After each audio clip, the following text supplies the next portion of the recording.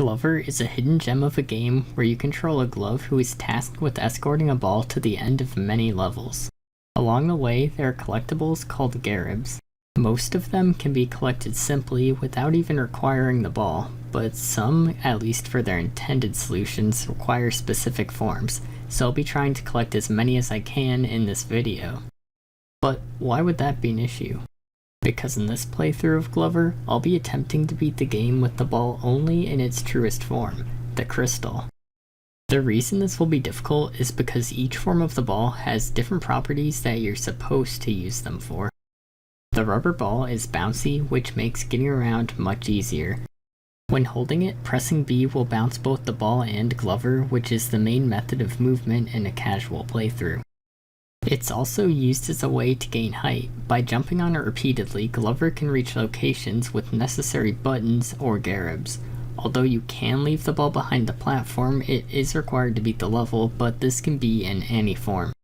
The bowling ball is heavy, so it can break things and fall underwater, unlike the other transformations.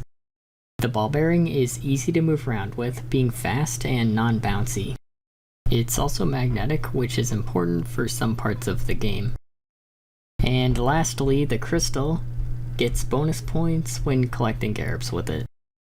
Because getting arbitrary points is so good, they actually had to nerf the crystal by making it break if it falls from the slightest elevation. So in this challenge, I'll have to figure out how to get this thing to the end of the level in one piece. First, I have to clarify something. The ball always starts as a rubber ball when entering a level. You can transform the ball, but it will always go in the order of rubber ball, bowling ball, ball bearing, and crystal. So every time I respawn, I need to change it back to the crystal, but I always do that before moving so it doesn't affect the run. If I ever do need to transform the ball, I will be counting the transformation as one thing, and will be able to keep it transformed as long as the crystal was already able to go that path and I don't transform back. So for example, if the bowling ball was necessary to open a path, I can backtrack with it as long as I don't switch from the bowling ball to the crystal in that time. Also, garibs are optional, so if they require transforming to get them, I won't unless I'm already transformed.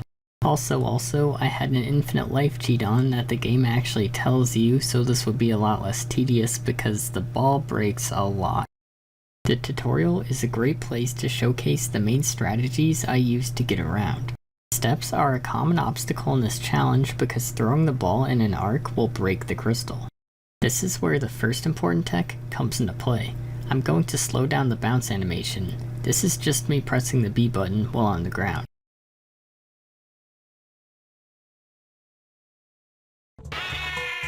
Notice how it puts you in the air for a split second.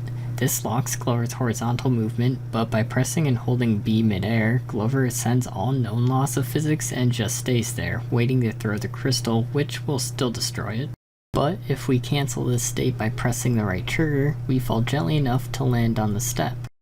As long as the arc the crystal is thrown in has its apex close enough to the ground above Glover, it won't break.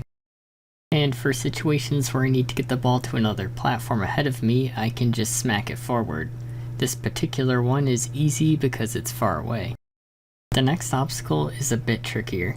It requires some timing and accuracy, but by holding B while falling midair, Glover is put in the throwing state. If the arc is properly aligned, the throw can be made without the crystal breaking. The only other thing of note in the tutorial is that buttons that look like this can only be pressed with whatever the ball is transformed as. Every level has its challenges since the ball can die at any time, but I'll only be going over the particularly noteworthy ones. Level 2 in Atlantis starts strong with garibs hidden behind this door that you're supposed to break with the bowling ball, but since I can't do that, I try glitching through it instead. Fun fact, I tried this challenge run a year ago, but decided to stop after an obstacle you'll see later. I originally got this on like my second try, but it took me about 40 minutes this time. This only gives garibs. Later in the level, you're supposed to bounce off the rubber ball to reach the top of this pillar. But since I can't do that, I use a potion near Glover to make him Big Glover. Potions, by the way, are kind of randomly in some levels with very specific effects, but they're timed and typically at most will have one per level if any. As Big Glover, I can jump off of the crystal on top of the button to make the jump. Regular Glover can't quite make it. Atlantis 3 has stairs that aren't flat and too tall to use the bounce tech. All I have to do is aim the crystal at the taller part multiple times. After that, you're supposed to get this speed potion to make it across the water, but the high speed would break the crystal. So instead, I move forward on this thin platform, which takes a couple of tries due to how precise you have to be. Once on the other side, I can hit the button with the crystal. When going downstairs, you can hold B and cancel at the right time so the crystal doesn't break, which is hard to do consecutively, so for sections like this, I like to use a different technique. By pressing B, then right trigger to cancel, then B again, Glover can continuously fall and stop falling until he touches the ground safely. This can be done no matter how high up you're falling from. When finishing this level, if the crystal breaks when entering the mouth, the game soft locks, so don't do that.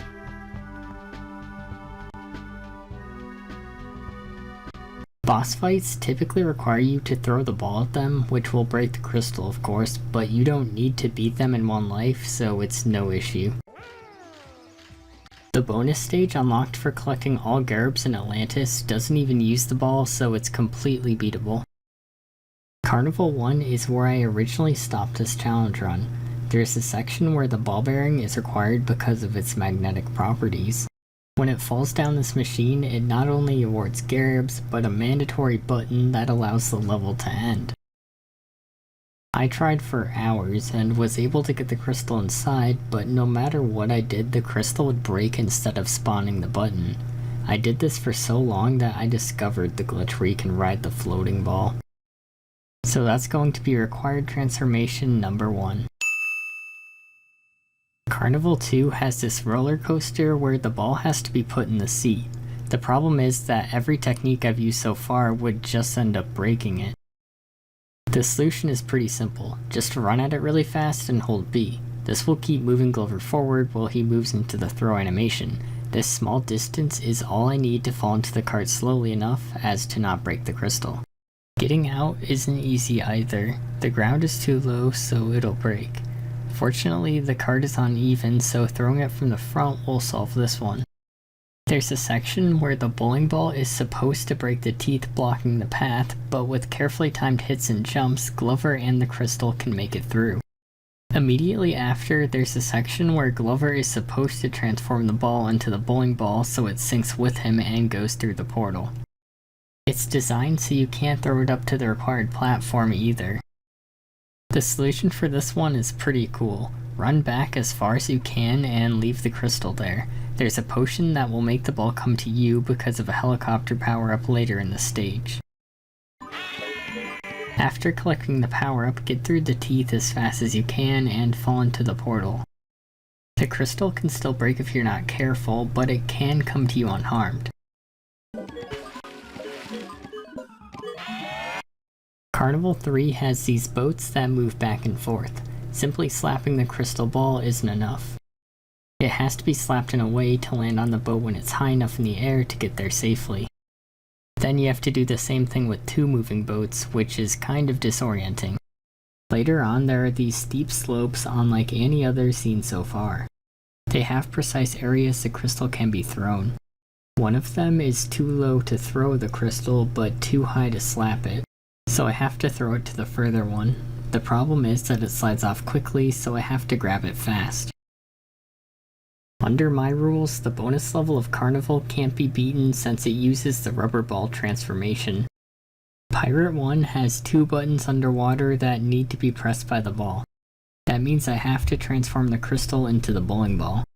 On the bright side, I've seen playthroughs of Glover while researching for the video where people transform the ball into the ball bearing for better underwater movement, but fortunately that's not necessary if you're precise with the bowling ball. You can even make it to the next button without transforming back to the crystal, albeit slowly. That means it only counts as 1 transformation though. Later in the level, there are 2 moving boats. Only this time they're at different elevations and have rails blocking the path. At first, I tried aiming the crystal at the upper deck of the other boat while it was at its apex, but it's just a little too far. Then I tried something a bit crazier. I would roll up this slope and move off while trying to slap the crystal onto the other boat. I think it might be possible and precise to do it this way, but I noticed something that I probably should have known before doing this challenge. Tapping A instead of holding it down for a slap would throw it in the air in a small arc, small enough for Glover to pick it up before it hits the ground. This still comes with a small set of problems. You have to be right under the crystal and hold B so it'll be caught and not fall to the ground. The arc is small, so most of the distance will be from falling while holding the crystal. And the boats move, so time your movement to be when the boat is at its lowest. With this new way to get around, the rest of the level is easy. Pirate 3 has one of these teleporters I need to go through. When going through them, even on the ground, it places you in the air, so I need to be ready to slow down my descent. Later on, there are 2 Garibs you're supposed to get by bouncing on the rubber ball. I can't do that, so I look for weird collision on the wall. Eventually, I find some that refreshes my jump close enough to the top. The boss of this world is actually a huge issue. Like usual, you have to hit something with the crystal, which like usual breaks it. The problem is that after you hit the boss with the crystal, you only stun him and have a very limited amount of time to do actual damage to him. Respawning already loses that opportunity, and that's without spending time transforming the ball. If timed correctly, slapping the crystal into the monkey will stun him without a forced respawn. As the boss gets hit, he shrinks and will stop swinging on the branch, which is your only chance to stun him if you get in a now larger radius of him. Shrinking makes it so I can't slap the crystal to hit him, and not being able to easily get close makes what I have to do, which is tap A to throw it at a slight arc, much harder. If you're quick, you can still go near him, just time your throw and make sure to catch it to deal the second instance of damage. Tapping A for this next one isn't going to happen, so it's time to get creative. The 2 other monkeys in this fight steal the ball, but that's exactly what I want. Lure them into the back of the map and set up your shot. It's precise, but now you're free to throw the ball with B, which is generally something I'd never do in relatively flat ground, but the monkey catches it, so no harm done. With that, the boss is defeated. I was pretty happy with this one. The bonus level for this world is beatable with the crystal. Even though the bowling ball automatically falls, the ball goes right back up when it's a crystal, so it doesn't matter. Just watch out for the fish since it one-shots the crystal. In Prehistoric 1, you're supposed to break this ice wall with the bowling ball, but I found that you can just make it through this opening if you're precise. Same goes for this, except with less exploits, so I'll have to skip these Garibs. Going up this hill that has snowballs falling down is a bit tricky. At first I tried going up as quick as I could right after a snowball fell down, but when that didn't work I just threw the crystal up to the slope behind the snowball. But then there's a required bowling ball section since I have to break this wall to get to the end. The upside is that I can go back to a nearby wall for more Garibs and go all the way back to the previously skipped wall to break it too, since it's not required to transform into the crystal between these 2 parts of the level. Prehistoric 2 has a section where I need to press a button with the ball. But in order to lower the platform to do even that, you have to bounce on the ball and hit a Glover switch. Jumping off the crystal just isn't enough. I tried jumping off the sign at the start of the level for maximum height, but even that's not enough. You can get damaged by the wall, but your jump just doesn't refresh.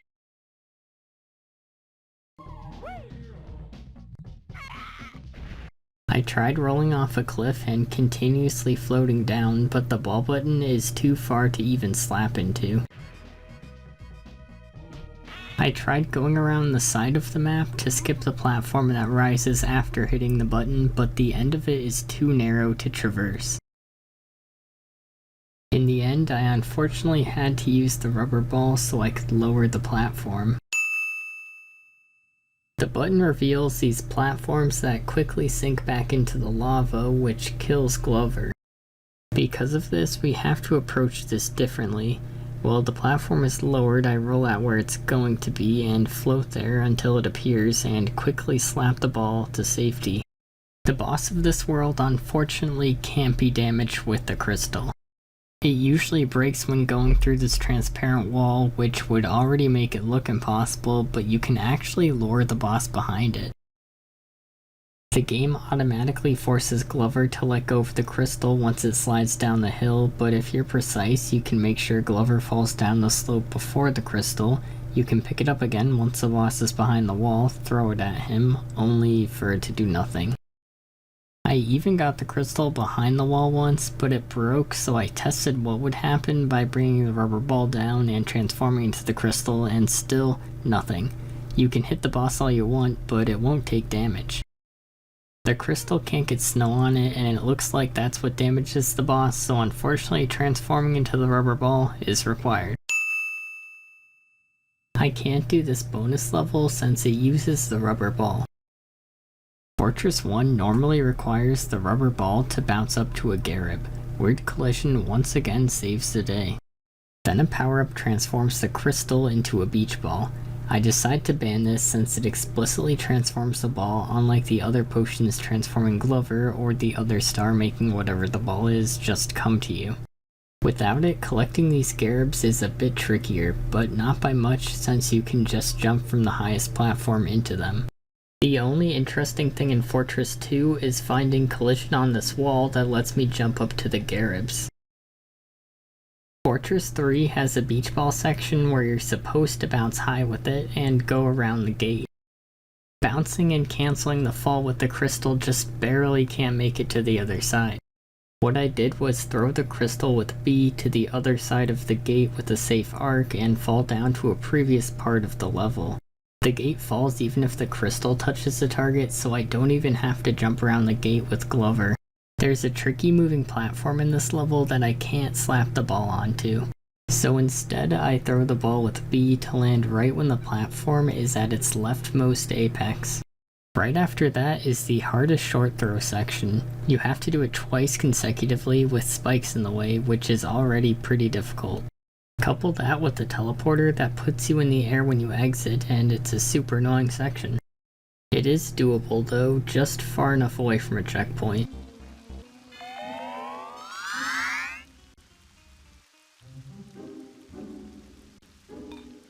At the end of the level, these enemies can easily break the crystal.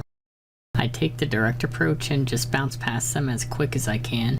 The bonus stage in this world has the player control the rubber ball, so I couldn't do it. The space levels all have lower gravity, which makes this challenge a lot easier. It increases the amount of options I have for getting through obstacles. Just don't get split from the crystal, and level 1 is a cakewalk.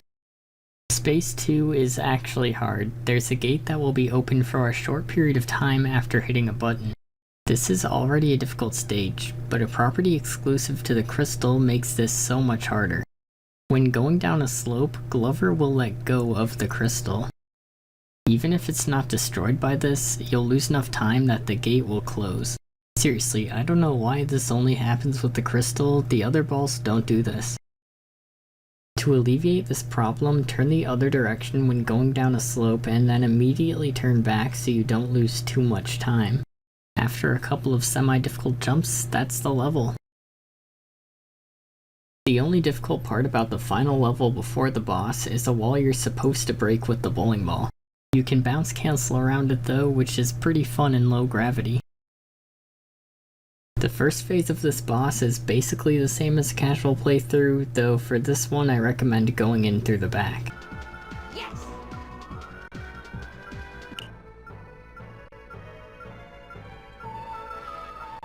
But then, a cutscene. That's right, I have no control over it. Glover puts the ball in this hole, so it's used as ammo. Even though you shoot multiple rubber balls, I'm going to count this as one transformation like the Prehistoric boss, since that's what it is, even though we're getting a lot of use out of it. The only thing left is the bonus level, which is completely beatable with the crystal. You just have to be more careful when near the ground. And that's the game. To my knowledge, at least, the minimum amount of transformations required other than the crystal are 5, which isn't bad. I never transformed into something else just to platform and cheesed my way past some intended solutions. The most likely one to be shaved off is probably the rubber ball in the prehistoric level, but I think it's impossible. Thanks for watching. Between this video and my last one, I hit 100 subscribers, so I'd like to thank everyone for all the support. And, you know, I wouldn't complain if more people subscribed, if you know what I mean.